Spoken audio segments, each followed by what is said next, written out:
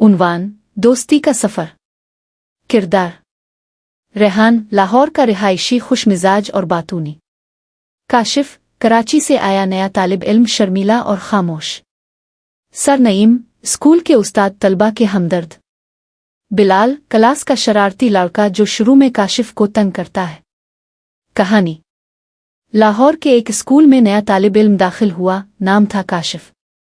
वो कराची से आया था और अभी नए माहौल में ढलने की कोशिश कर रहा था। क्लास के बच्चे इससे घुलने मिलने में हिचकिचा रहे थे और बास तो इसका मजाक भी आड़ा रहे थे, खास तौर पर बिलाल। रेहान जो क्लास का सबसे खुश अखलाक बच्चा था, काशिफ की खामोशी और तन्हाई देखकर इससे बात करने लगा। रेहान यार तुम कराची से हो? वाह, वहां तो समंदर होता है ना? काशिफ ने पहली बार मुस्करा कर कहा।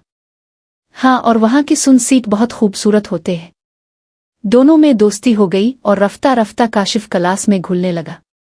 एक दिन बिलाल ने क्लास में काशिफ के बैग से पेन चोरी करके इसे चूर कह दिया। सब बच्चे हैरान थे, मगर रेहान ने सर नईम को सच बताया। सर नईम ने कैमरे की मदद से बिलाल को रंगे हाथों पकड़ लिया और काशिफ से सबके सामने मुआफ़ी मंगवाई। इस दिन के बाद काशिफ सबका पसंदीदा साथी बन गया और बिलाल ने भी अपनी गलती से सीखा। इखलाकी सबक।